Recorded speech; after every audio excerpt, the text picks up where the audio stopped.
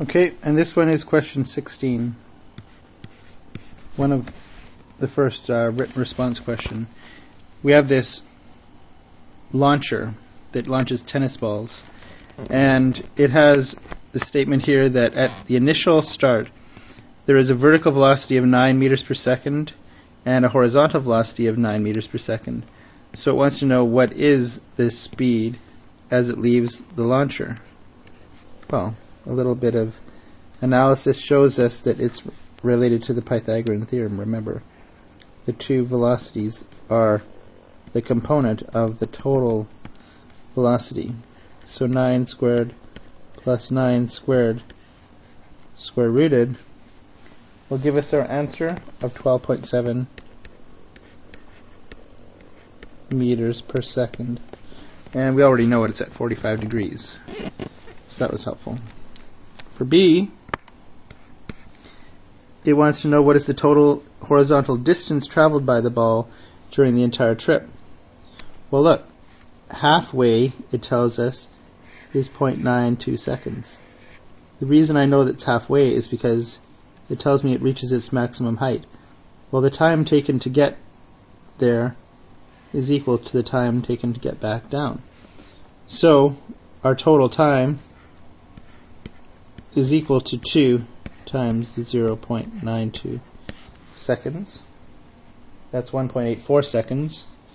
And when we use the 1.84 seconds in the formula that says dx is equal to vx times t, we'll have our answer. We already know what vx is, 9. And so 9 meters per second multiplied by the 1.84 seconds gives us our total displacement of 16.6 meters.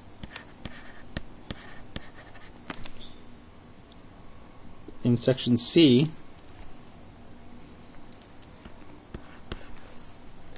it wants to know the speed at which the launcher ball fires is constant, or the ball launcher is constant, but the angle between the launcher and the horizontal can be varied. As the angle is decreased from 45 to 30, what will we expect the range of the tennis ball? Will we expect it to increase, decrease, or remain the same? What we need to realize is that since a lower elevation, like 30 degrees, provides less vertical velocity, there's less time for the ball to remain in the air.